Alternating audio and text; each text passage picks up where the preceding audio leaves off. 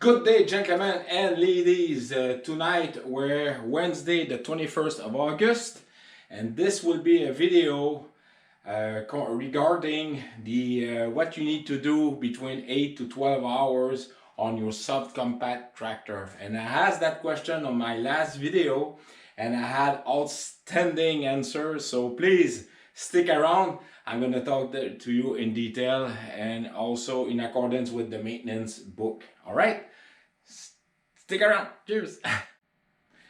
All right, folks. So the idea of why did I ask this question is I want you to realize that all the information regarding the maintenance of your tractor and also your implement attached to your tractor, it's all inside of the various maintenance book. Okay, I mean the one coming from your tractor, it's only talking about your tractor, not the backhoe or even the forward end loader.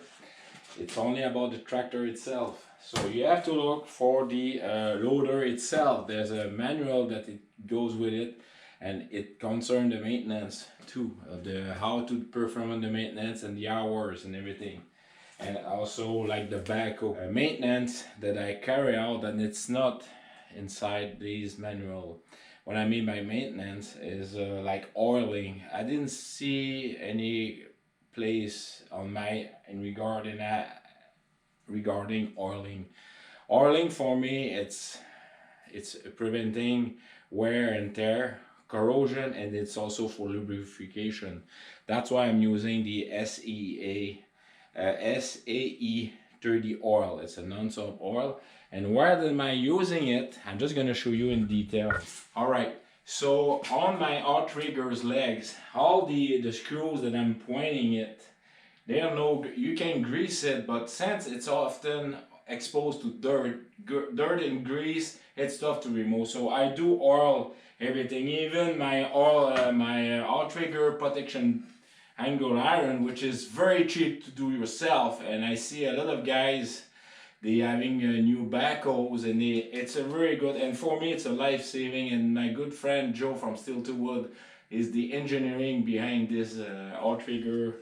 I put a rubber scuff pad over it, so it's rubbing, and it's been there since what, 5 years now, 6 years, and I really like it. So oil, everything would move, like the connection there, I grease it, but I also oil it between the tractor. And like my snowblower, like the rotating chute, I oil everything there. I don't grease it because oil will protect, and it's also lubricate. So that's a thing. Now about washing tractor. The reason why I never wash my tractor for the protection of the electrical connection. There's many electrical connections under the seat, which I will waterproof with silicone spray. It will help, but having a pressure, you induce a stress over the seals, over the electrical system. If you really want to wash it, just use a garden normal pressure hose, just like a spray. So use a soap and then wash it gently and rinse it gently, and that will be good. Now for your concern about the seals and the dirt, I'd say use air pressure will help. Also you can use a brush, it will help also. And if you have to that need of washing around all the wheels and everything there, use just a low pressure with soapy water and it will do the trick. I see so much corrosion, water getting pushed into the seals, you won't imagine. Like on the 4x4 world, like the Jeeps, I see guys like doing very bad stuff, like the suspension, they're pressure washing, they remove it. No, just remove the dirt, like loose and everything. Just clean the cylinders, the hydraulic stuff like that, and even put a coat of oil, because oil, it's easier to remove than grease. And that's the reason why I never pressure wash my tractor. Yes, sometimes I will have like dirt, like clay stuck under and then yes, I'm going to use my garden hose to help loose. The other place I'm using pressure also. is when I do my bucket, when I dig in and play. Yes, I'm gonna use pressure to remove that, but then after that I'm gonna re-grease everything. Now, one aspect you all say like grease, oil, also check the fluid. Well, the fluid, the reason why that my hood is always open is every single time. Sometimes it could be 2-3 weeks before I play with my tractor or work with my tractor, depending on doing tractor therapy, because most of us are weekend warriors.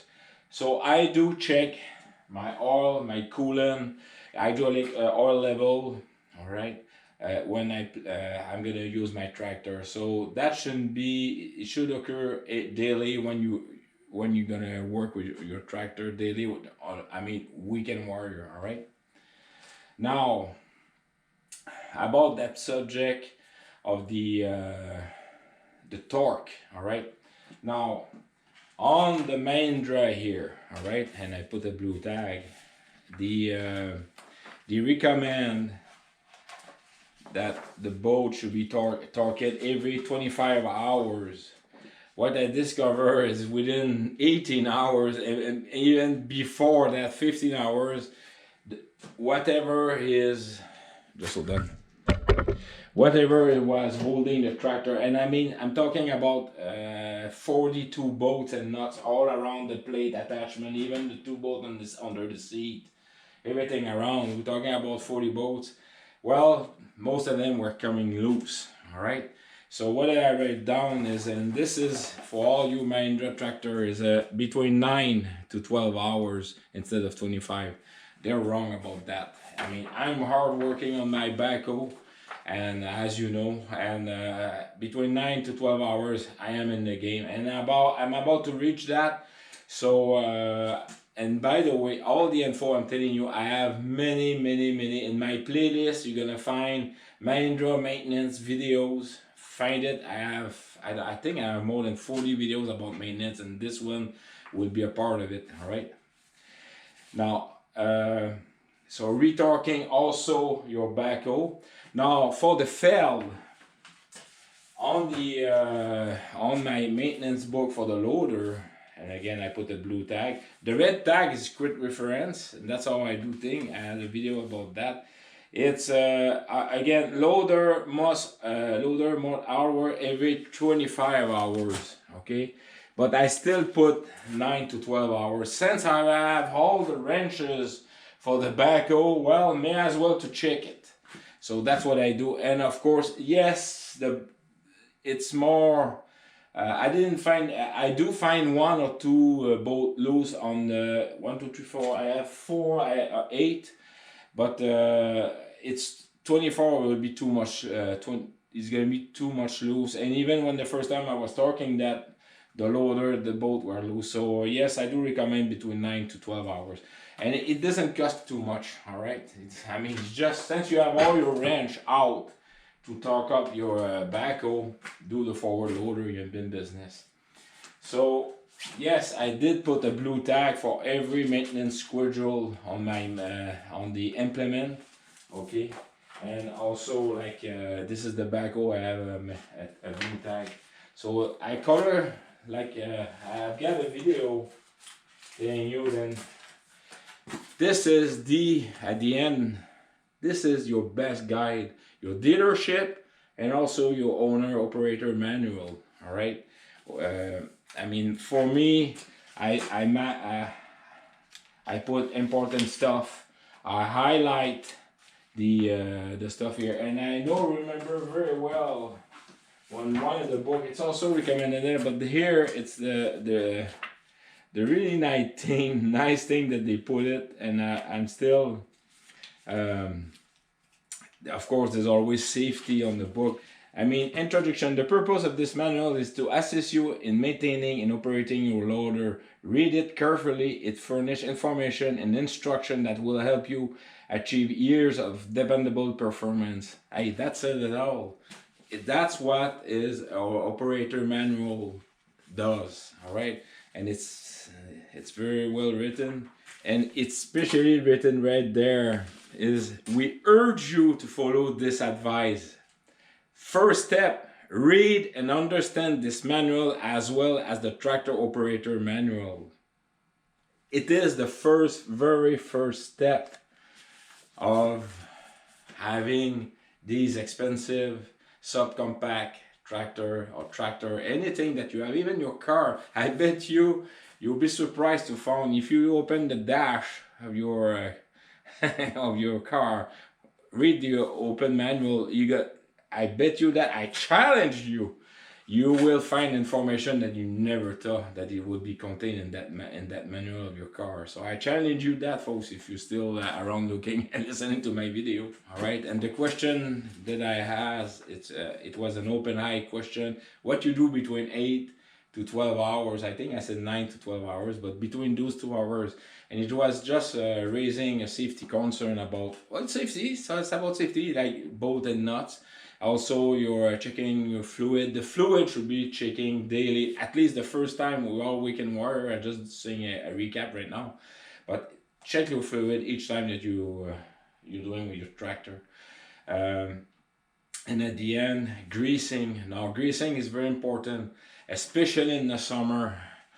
The grease in the summer, because of the heat, have a tendency to thin too fast. In the winter, it thickens and it offers better protection. That's why it's very important to buy a very good grease, not cheap. At your tractor dealer, they will have the proper grease for you implement depending on the season, depending where you're going to use it also, and what type of environment you're going to use it. Okay, if you live in the desert, if you live in the cold Arctic, I mean, that video I'm publishing, it's across the world, but we're talking about tractor here, so it depends on what type of environment that you are, all right? If you're seaside, I mean, east, west, or north shore, Arctic coast, and you're exposed to salt, I probably oil everything, because salt it's a corrosive, so oil will neutralize the corrosive action, so, all right? Now, again, thank you very kindly for all your outstanding support, comment, and very positive feedback, comment. We're all there to help each other, all right? And for me, I'm very happy to get back at my tractor video. The basement, by the way, I'm starting to put furniture. I already put many books. I'm going through pictures right now. I see Marianne myself, and yeah, it was very nice. And when I was young, I will make a video about that, but much later on, during probably a fall, to show you the very nice room. I'm very happy about that. Now, again, please, best advice, do read your manual. And that would be it for my Wednesday videos. And yes, all right. So, folks, please do remember, life is very good. All right, folks. Cheers. All right, folks, this is a quick sneak peek of my basement. All right, cheers.